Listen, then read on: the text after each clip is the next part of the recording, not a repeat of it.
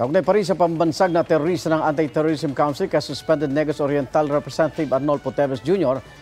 Makakausap po natin ang byuda ni Negros Oriental Governor Roel Degamo na si Pamplona Mayor Janice Degamo. Magandang umaga po, Mayor. Good morning po, Igan. Good morning din sa lahat ng nakikinig sa inyo ngayon.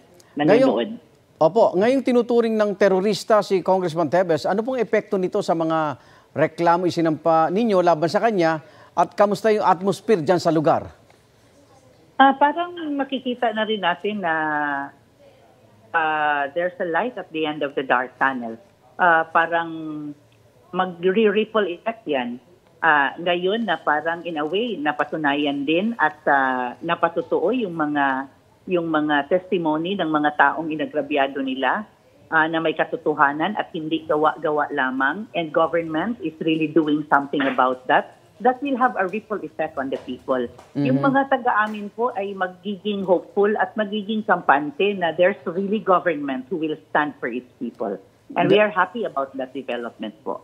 Ngayong naka-freeze na yung kaniyang mga ari-arian nitong magkapatid po na Teves, sa tingin nyo marami pang lalantad na may alam sa mga ginawa sa kanila nitong pamilya? Ngayon na na-freeze na, yes. Lalong-lalo na po if they will be behind bars already. Mayor? Na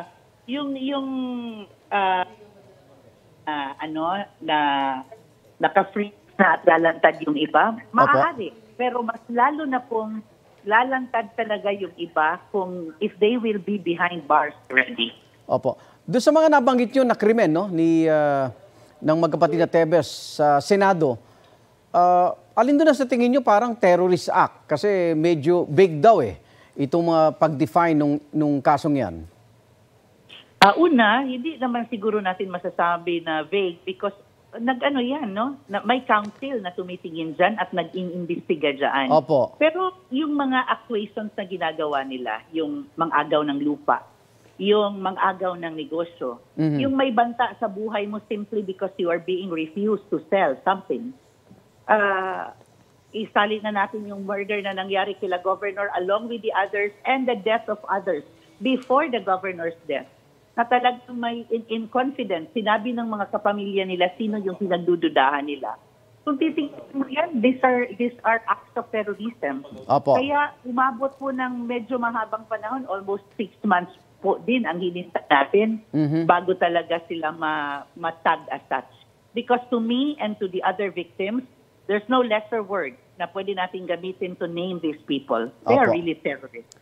Last po, Mayor, anong reaksyon niyo? Hanggang ngayon, hindi pa rin nakakasuhan itong si Congressman Teves.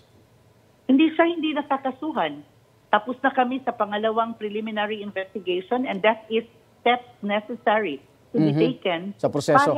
Para ma-proseso po. Kaya hindi nila pwedeng sabihin wala silang kaso. May proseso tayong pinafollow. Okay. At dahil they have been they have been trying to delay it all Makikita naman namin sa proceedings kung ano-ano na naman yung magbigay ka ng Xerox copy sa sinumpaang recantation. Alam na basic thing yan kung lawyer ka na hindi dapat, pero ginagawa ng lawyer nila. That's delaying tactic. Okay. So, nadi-delay siguro yung pag-abot doon sa court, but the process has already been taken. Kaya we are hopeful.